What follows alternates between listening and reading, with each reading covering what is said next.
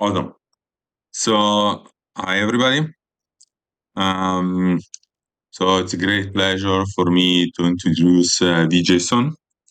Weijie is a PhD student in computing science at University of Alberta. He's working with Russ Greiner. He has been a master student there and a bachelor student there as well. He is interested in many aspects of machine learning, in particular deep learning, survival analysis of ECGs. He has vast knowledge for on these topics. We're going to learn a lot from him. He received awards. He received awards from CHRS, from the list of 5 or 6 that I have here. So he was runner-up best up in LLL Edmonton Hackathon. He was a runner-up award for MSR 2023 Mining Challenge. He got Sai Wang Bei National Mathematics Certificate, Dean's of Law 2013-2014, and other things. Okay, he has experience in both industry and academic setting. For example, he is currently affiliated with the Canadian Vicor Center in Health Science and Machine Learning, and he has been a software developer and has expertise in different areas of computer science as well. So he's a member of the Alberta Machine Intelligence Institute, and he's doing great work in survival prediction. Today, we're going to learn a lot from him, in particular on the topic of his talk, which is predicting individual survival distribution using ECG, a deep learning approach, using features extracted by learned diagnostic model. So thanks a lot, Weijie, for being here today. Yes, thank you for the invitations from Alexandra. Yeah, I will start my presentation. So yeah, as Alexandra said, this presentation is related to using deep learnings in the prediction individual survival distribution using ECG. So let's say what is ECG? ECG is electrocardiography. This is a test which is a non-invasive test for patients going to the hospital just to detect if the patient has the cardiac risk. Because it's non-invasive, so it's become a regular test for all the patients going to the hospital in Canada. And this records the electrical cardiac activities of the heart over time. So how this works, you see these pictures, they will put the electrons around the arms and the legs, and also 6 of them around the heart. And ECG is calculated either from the signal from 1 electron or the difference between 2 electrons. In the end, it will generate the 12-lead ECG image. This is a very classical one. And this is how the ECG machine to giving to the technicians and the cardiologists for them to read. And the cardiologists, they were trained by the ECG measurements because the ECG have the intervals. Each interval, they have 5 peaks. So have the P, Q, R, S, T, 5 peaks on it. And the ECG measurements are defined by the peaks intervals, for example, PR intervals or PR segments, or there are some amplitudes. They are also the ECG measurements. However, these ECG measurements cannot fully capture the wealth of information in ECG signals because ECG signals is a 12-lead waveform. It has more information on it. So we call this 12-lead times 5,000 matrix is a digitalized ECG waveform. This is not for the people read it. This is like for the machine read it. So I will talk, we're using deep neural network to learn the ECG information from this digitalized ECG waveform. So here is a story. A patient, if he gets sick, he or she will go into the hospital, and the doctors, clinicians were asking him to do some test, either an ECG test, blood test, or the other test. Then a doctor will look at these test results and make some diagnosis. And depend on these diagnosis reports, they will make some treatments. And after the patient get the treatments, they maybe become healthy, survive longer, or they may be dead in the short term or recently. So this is the outcome. So what our objective is, we want to do an individual survival distribution just from the ECG test and also the other demographic features. So if a patient he gets sick, so we will get a non-invasive test, ECG test easily, and we will get some general demographic features like age and sex, and these is our input features. Then we will put into a deep neural network. Then we will generate individual survival distributions for these patients. So this is our objective. And our data sources, we get data from Apple Health Services, and we have 12 ECG traces and the ECG acquisition dates.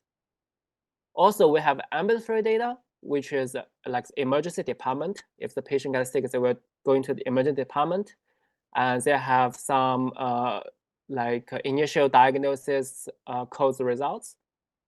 Then they will transfer to the hospitalizations, and they also have the more detailed diagnosis code and admission and discharge date. So we can link the ECG date with the admission and discharge date range to make sure the ECG link with the hospitalization. Also, we have the registry data. So we have the demographic features like age and sex. Also, we have the death dates. So in this diagnosis code, we make the 1,000 and the thresholds to make to extract the 1,414 diagnosis code, which frequency is more than 1,000. And also the sensor rate of this patient is 63.64. So in our dataset, we total have 260,000 patients and over 2 million ECGs. And these data across 13 years from 2007 to 2020 and from 26 hospitals in Alberta, Canada. It's like a population level data set. So this is our Kaplan-Meier curve. This spans 4,794 days. It's approximately 13 years. And the Kaplan-Meier curve in the median survival time is 3,420 days, which means there are 50% of person survival is longer than the 3,420 days. And this is our data per processing or data split flowchart. So we have 260,000 patients, and we filter to exclude the ECG, like the ECG cannot link with episodes, or the ECG belong to the patient's age less than 18 years old, or the ECG has a poor quality. Then we get 1.6 million ECGs. And we split these ECGs into 60% in the development dataset and 40% in the holdout set. Because a patient can have multiple ECGs, we don't want to, in our final evaluation, we don't want to test a patient multiple times. So we random select one ECG per patient, and we keep 10 times to make sure the generalizability is. And this is our data splits. Can I ask you a question Yeah. about the data? So is it possible that patients appear in different hospitals? Yes. These patients right now, our experiments, we only split by the disjoint by the patients. We didn't disjoin by the hospital, but we have the other papers, not this one. We are disjoined by paper, and we do disjoined by the hospital, and we do some federal learning on it, and it's ready to publish. Yeah. Right, because then the issue would be that they are tested on, so they have ECGs from different machines, for example. Yes. Oh, yeah. Okay. Good. Thank you. Thank you for the question. Yeah, we have another paper has accepted already, and it's but we do further learning in different hospitals to making Because the hospitals may not be able to share full information, right? So yeah. yeah, In Canada, because it's a single payer health institution, so it's able to share the data. But I think the US, because hospitals own their own data, so they don't share the data. Yeah, so it's a difference between the US and Canada. Nothing. Yeah. But we're still doing the further learning on it, and to make sure if you only have the few hospital or one hospital data, you can still make sure that the models generalizabilities in the other hospital data. We are doing this as well. Thank you for that. And I will introduce our individual survival distribution algorithm, which is a multitask logistic regression, which original is a Rust algorithm. And this is a discrete time survival prediction algorithm. So this is a simple example. For example, we have this is our time length, and we split our time into 4 different intervals. And we have actually 5 scenarios. And I will go into the example to explain how we define this in the sensor and uncensored patients. So here's a patient A. We only know the patient dead in the 3rd interval, which means the patient alive in the 1st interval, and the patient also alive in the 2nd interval, but the patient dead in the 3rd interval, right? And the patient remaining death, the status in the 4th interval, which means this is a green scenario, green block. So given patient features X for this patient A, we want to maximize the probability, which is get the green this scenario bigger. So this is for the uncensored patients. For the censored patients, for example, patient B, we only know the patient alive in the 1st interval and alive in the 2nd interval, but we don't know what happened in the 3rd interval and 4th interval or after study time. So we know this patient is belong to these 3 scenarios, either died in 3rd interval or died in the 4th interval, or it's censored even after the study end time. So maybe he died after study time. So given patient feature X, we want to maximize this probability because these 3 scenarios are all possible. So this is a MTR algorithm. Yeah, this is the MTR algorithm to generate the survival probabilities for different time intervals. Okay, so in our machine learning models to generate the survival prediction curve, we're using 3 methods. First one is using the ECG measurements. It's handcrafted ECG measurements. And we concatenate within the demographic features and go through the neural and the MTR layers. Then in the end, we generate the survival prediction curve.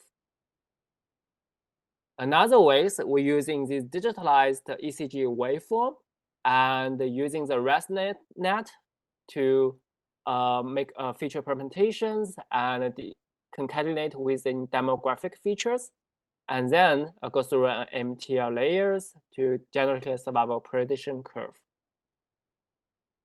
Also, in our previous papers, we are generating the diagnosis probabilities from the ECG waveform. So, which means we have the pre-trained weights. We can generate ECGs, generate the diagnosis prediction values from digitalized ECG waveform. So we can use this kind of pre-trained weights in the ResNet. In this method, we call the ECG ResNet DX MTR. We using ECG digitalized waveform and the pre-trained weight from diagnosis code, a diagnosis task, and to generate the diagnosis prediction values. They are not the real values, they are prediction values, and concatenate within demographic features. Then going to the MTR layer to generate a survival prediction curve. So these are 3 models. And how we evaluate? I think last month, Sean also makes a presentation about the survival prediction evaluation metrics. I'm just borrow his slides. Survival labels, we get event time or sensor time, and we also get event indicators. And then for each one, we will generate a predicted survival curve for each of the subject. So we have 4 patients here, patient A, B, C, D. And these are the survival label, is the event time. And these are 4 survival curves generated by one of the models. And how we calculate the model performance and how we compare to know if the model performance is good or not. So most common ways we're using is called a C-index. So here is one example. For each pair of subject, here, like patient C and patient A, you can see the green one is the green patient is died before the blue patient, and we can check in with the prediction order in the survival curve at the 0.5, which is the median survival time. You can see the green one is also dead before the blue one. So we know the order is corresponding to the true order, which is this is correct. And we look at another pair. We look at the patient A versus patient B. Patient A here is dead before patient B in the ground truth. But in the predictor order, in the median survival time, we see the patient B is died before patient A, which means this is an incorrect pair. And we also have the other pair, like this patient C versus patient D, and the predictor order is corresponding to the correct order, so we say this correct. So what is C-index? C-index is number of the correct pairs divided the total pairs, and we get a C-index.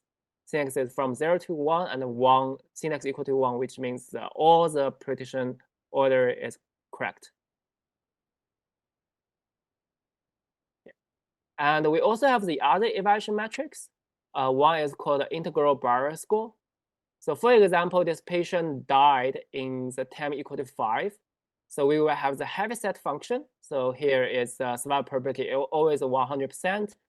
And the patient suddenly died in the time equal to 5, and then survival probability equal to 0. This is a heavyset function. And also we have a survival curve, like the prediction survival curve.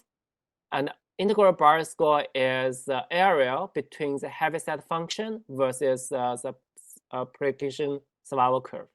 So this is the integral barrier score. So the average of that is always like be 0.25, I think.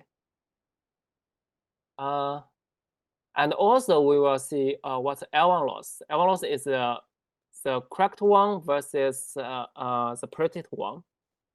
So we have total 4 scenarios. And the patient A and C, we know they have the exact event time. So patient A died 10 days, patient C died in 8 days. And the patient B and the patient D, they're actually censored.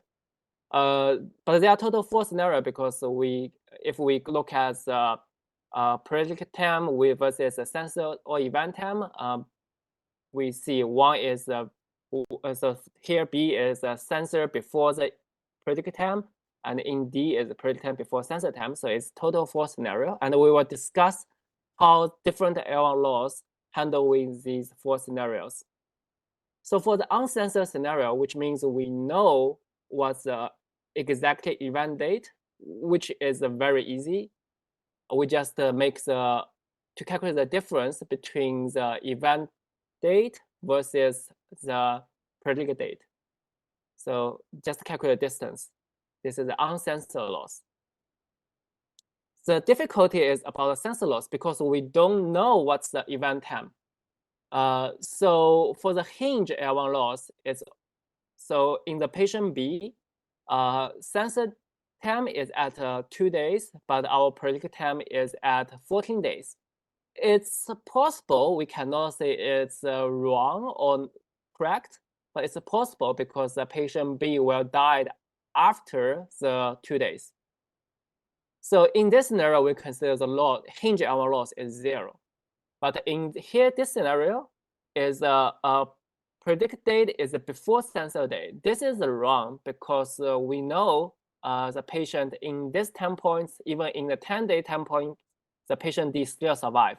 So we will calculate the L1 loss between the sensor date minus this predict date. So this is the sensor date time minus predict time. So this is a hinge L1 loss. How this handle with the sensor data. Another is a marginal L1 loss. Different with the hinge L1 loss, we have one best guess time. So here the best guess time is calculated by the sensor time plus the integral of the survival Kaplan-Meier curve from sensor time and divide the survival probability as sensor time to get the best guess time. So which makes sure the best guess time is always after the sensor time. Here is how the marginal L loss calculated the predict time versus the best guess time. So we will calculate the difference between here, and also we will calculate the distance between the this patient D from the predict time versus the best guess time. So this is the marginal L1 loss. But there are some problem here. So in these examples, longest study time only is 12 days. However, the best guess time and the predict time all is longer than 12 days. And also in our experiment most scenario, we predict the patient died or the best guess time maybe is 10 years or 15 years or 18 years. And the clinician and the physician are less care this scenario, the event after study time. They are less care if they know, okay, so the patient, the predict maybe is survival longer than 10 years. Okay, maybe see you after 5 years and you can do another test, right? So they are less care about these patients. And this, we don't want these laws will affect our models. We want our models to predict the patients for the clinician and physician care the most the patient. Maybe they died within 1 year, within half year, or within 1 month. These won't be correct in our model. That's why we have the truncated marginal L1 loss. How this work is if the best guess time or the predict time is longer than this tau, which is longest study time, we will take the minimum of them. And then we make a difference. For example, in the patient B scenario, because both predict time and the best guess time is longer than the longest study time, so which means they are different and we don't care, it's loss will be 0. So previously we talked about 3 models. One is, let's talk about 2. One is ECG measurements using in the MTR, and another is using 12-day ECG digital waveform in the MTR. And if we compare both of them, we see if we're using the ECG digitalized waveform, the performance is significantly better in the L1 loss and the index. But the improvement is not that big, even it's statistically significant, because we're using the 1010 the bootstrapping sampling methods on it. So we know this significantly better, but the difference is not that big. So we have another one is using ECG ResNet DX MTR, which we using the pre-trained weight from the diagnosis test. And we can see this time the evaluation performance is significantly better than the others in all the evaluation metrics, and also the model performance updated a lot, like improve a lot. So index is improved like 5 or 4%, and the other L1 loss and they are decreasing lots, and even the integral barrier score. So this is ECG ResNet diagnosis MTR. Because we're using the diagnosis models pre-trained weights on it. And so I have a question. Yeah. Can I ask you a question? It's No on. Yes, it's on. Let's just fix on one of the measures. Let's say fix C index. All right. So Yeah. you have that point measurement. Okay, 0.8. Let's say 0.76, 0.75, whatever. So and then you have your interval estimator there. How you compute that interval estimator? So the reason for which I'm asking, right, putting into context is like that.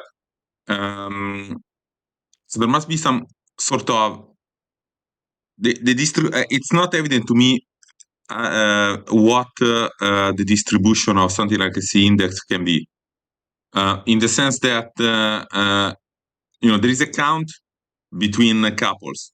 Okay, Yeah. so you take a ratio, and then you do you have to compute some sort of distribution there. So they all seem symmetric, right? These intervals seems all symmetric. So I'm guessing they're based on some normality distribution assumptions or something like that, right? But I'm wondering, like, there must be so in when you measure the C index, right? There is some sort of Yes. redundant information every time you do some counts, or there is some sort of correlation between uh, the value of a certain amount of couples and the values of a certain other couples. Like if I don't know how to say that. There is the position into a ranking among the couples seems to me something complicated from which to extract a reasonable distribution, right? So when I write down a confidence interval, how do Yeah. it's a confidence interval based on some assumptions, right? Which I'm guessing there is some sort of symmetric assumption, there is some normality assumption there. But how do I know Yes. for sure? Yeah, how do I know for sure that that is really correct? I don't know how to say that. Oh, I got it. Let me explain how we build the confidence interval and how do we do statistical sampling. Is in the data splits. So let me go into the data splits. We it's here. So first here we do 10 times random select one ECG per patient. This is 10 times. And then when we do the evaluations, we do bootstrap sampling, which is random repeatedly replace results, repeatedly replace the subjects, and then we recalculate 1,000 times to generate the like the 10,000 results, and 10,000 like the AUR like C index results, and we take the 0.25% to rank them. We rank them from 2.5% to 97.5% as the confidence interval. Then we compare that. So it's those are bootstrap confidence intervals. That's what you're saying. Bootstrap confidence interval. Yeah. But then you get them symmetric, right? Not They look, always symmetric. because they looked also. So maybe I have just checked the numbers too quickly. But they looked all symmetric, no? Yeah, they are look symmetric, but not exactly symmetric, but look symmetric. Yes. For example. Okay. Yeah. You're right. Yeah, that's what sounded to me a little bit hard to understand, like why they were exactly symmetric, right? So I thought they would have coming out from some sort of normality assumption, some sort of distribution assumption. So that's where my question was coming from. But yeah, there might be that they come out symmetric from the bootstrap, right? For whatever reason. But okay, thank you. Yeah, it is bootstrap because we take this lowest interval and the highest interval, and the median value is just the median value. So that's why it's look symmetric. Okay, good. Okay, yeah, fine. Yeah, thank you. Yes, thank you for the question. Yeah. And in our conclusion is, firstly, we implement ECG-based ISD algorithm to calculate the patient time to event, like the survival curve. And we also using the ECG digital time series data along with AgeStax, and this is a work people haven't do this before, but because we rely on deep neural network and the other survival prediction methods to make it. And also we incorporating within diagnosis probability, which also derived from ECG data, and then improve the the ISD performance loss. And we also introduced a new evaluation metrics. We call this L1 marginal truncated loss. And this address the challenging is long-term tracking might be impractical. Clinicians and physicians less care about these long-term results. So this is our contributions. So for the take-home message, I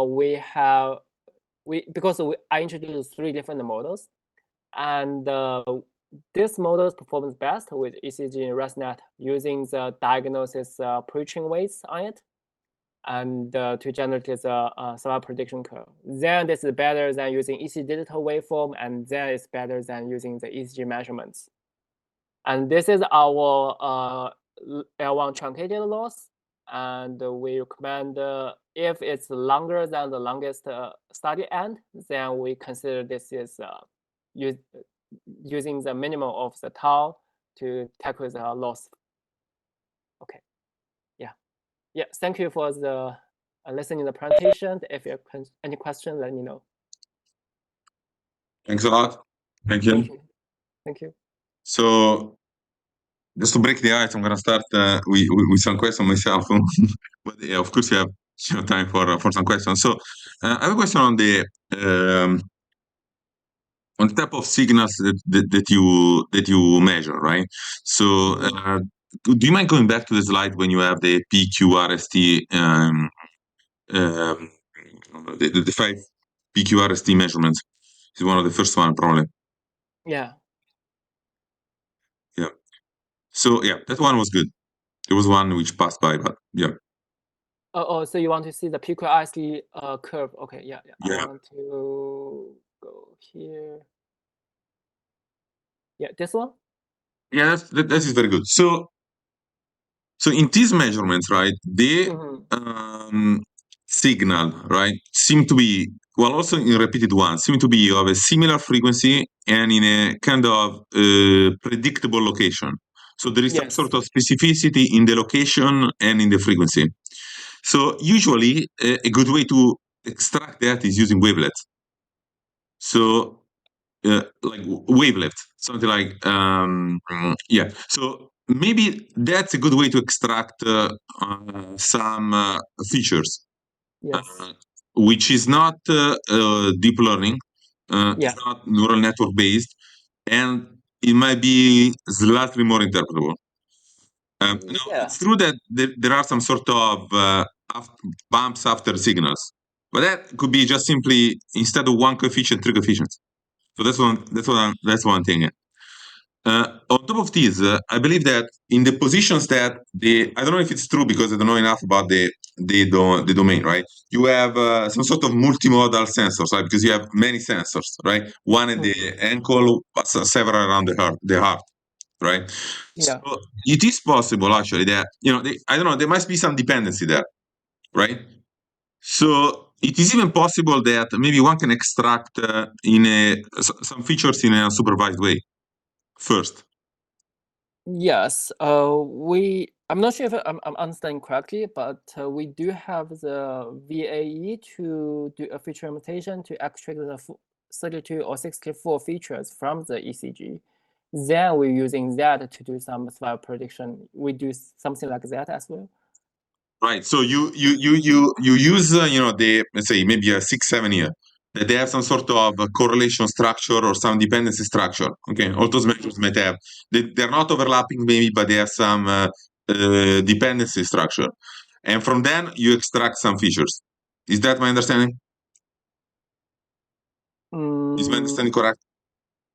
Sorry, I'm not very sure what you mean, dependency features. So if you have like a sensor here, right? The value that this sensor on the ECG, you put something on the heart, right? So you have some, nearby sensors, right? So maybe the measurement that you have here is not completely independent on the measure that you have like 1 centimeters below. And because of that, right, the information may be slightly redundant. So it is possible that if I use, let's say, a feature structure, I model that signal, each signal like a wavelet, maybe the best way to do it is in a multivariate way, because there is a dependency among the measurements, right? So instead of having like maybe one or three wavelet coefficients for each sensor, maybe you have less because there is dependency. Let's say that the measurement here is just 3 times the measurement here, or whatever reason, right? Whatever. Well, then you don't need both, right? Just that's the simplest way, right? Simplest case, right? But there might be that the structure of the signal is a little more complicated, but still there are some maybe not completely handcrafted, but between handcrafting and completely automatic feature structure methods that you can even do a simplified model that performs in similar way. So I think that's the question. Oh yeah. So as I explained, we do have the VAE to VAE is a VAE what? Sorry, autoencoder, visualizer autoencoder to encode the ECG to like this is the unsupervised learning to learn the feature representation by itself. And but these features, yes, you're right. It's actuated by the ECGs, and we also doing some predictions, and we can know these features which can contribute to the some predictions the most. Even for the ECG measurements, they can see which one contribute to the survival prediction most. I'm not sure if it's contributed sensor patients, but sensor or not sensor, but it can contribute if the patient can survive longer or less. And this is an advantage for the ECG measurement because for this digital waveform, I don't think it's able to do it, but the ECG measurements, they can do it. I'm not sure if I understand your question easily. Yeah. So I would say the main thing for me is the main thing for me here is that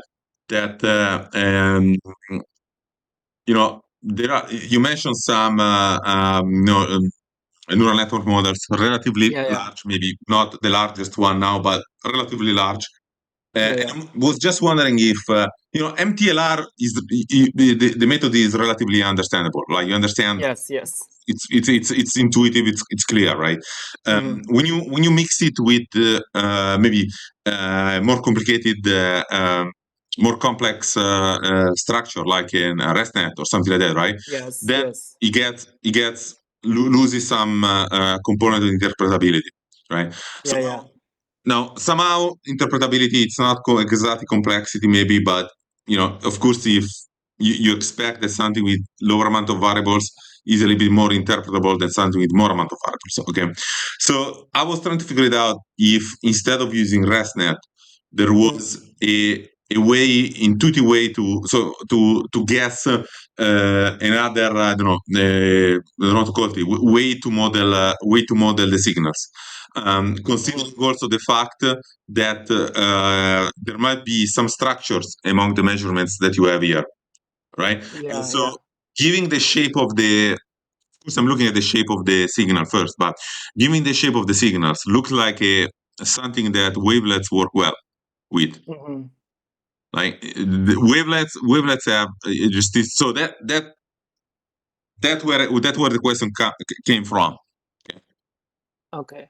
Yeah, I understand it. So if the we have a ECG or some like this interval signals intuitions of the models or architectures, I definitely will try. But so not related to this paper, but related to my experiments, ECG, because it's an interval, like it's a multiple interval to given diagnosis results. ResNet, the power of that is to get the local information in the matrix, either in the picture image, right? Because if this like a dog's head, and the ResNet can capture this local information very well. And we also have the other methods like the recurrent neural network. We have the transformers. We have the right now is a very hot one is MOMBA, but for the transformer, because it's maybe better handle with a long range dependency. For example, this word here and the sentence in the end of these articles, and they may rate it to get the final definition or final representations. Currently, we tried a lot, and ResNet currently it's the best performance architecture right now. But maybe in the future, they maybe have the more of the best suited for the ECG or the other signal architecture. I probably will try, but right now we just using this. We think this right now is currently the most suitable model for us. Yeah. Awesome. So I have a couple of questions, but I want to see if there is a question from the audience, because I covered the question Please. time, right? Yeah, please.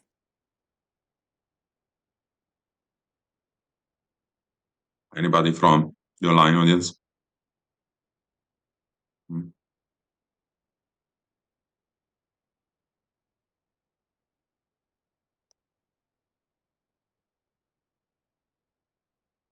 So the other question that I have in the meantime, maybe something comes up, is related to the type of data, right? So now there are, I have my, watch here measures heartbeats or whatever, right? So, so now this is experimental data, right? So this is data taken in the hospital, right? So you go to the hospital, you get your, set up experiment, controlled experiment, right? So, but there are, a huge amount of devices, okay, that are available, and people try to use the information gathered through these devices to say something useful. For example, given that people keep taking pictures of other people, right? Then there are some a lot of data about skin and all related issues. Okay, so now I'm wondering, like, how harder would it be to, instead of using directly ECG or measurements done in experimental setting, how harder would it be to use, like, I would say, observational data, or data which are collected through not in a experimental setting, but that are naturally produced, something like that. Right? How harder would it be to do some sort of prediction? Sorry. Okay. So let's say like that. Let's say like that. I put something like you had some sensor at the ankle, for example, right? Yes. Now let's say that I have a watch. Okay, instead of having it in a control setting, I have in my watch, I have a sensor here, which measures heartbeat or something here, right? Yeah. But it's not in a control setting. I'm just using it while walking around. Right. This is because our task is a prognosis task, but what you are saying is like more like a monitoring task, right? It's like a monitoring currently if there are some abnormality happen. It's a little bit different. So because we predict that it's a future event when this future event come. But yeah, it's also possible because I know people using these, for example, Apple Watch or these Fitbit, the data, and they're using, for example, one-time interval data to do some prognosis as well. But when we check the data, we found these data compared to the 12-lead ECG, a little bit low quality because they are not testing the real ECG. They are testing something close to ECG, and because of low qualities, that's why it's hard for them to do a prognosis task. But if they do a monitoring task, so if any abnormality happen, compare versus within their normal Apple Watch data or Fitbit data, it's able to do, but they are different tasks. Yeah. Other questions?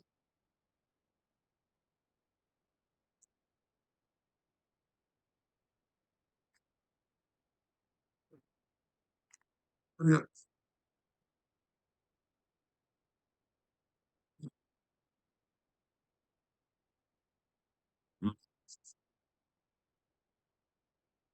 If there are no other questions, I want to just thank thank our speaker for the great presentation, for kindness of answering to the questions, and to dedicate time to this. So it was great to have you here. So, and thanks a lot. And before closing, I'll remind you that in half an hour, 45 minutes, we're gonna have another presentation, right, by Professor Chen, which is gonna be in person. So we're gonna gather together in person to attend the presentation. But for now, I want to thank Weijie again for the great talk, very informative, and so thanks a lot for your time.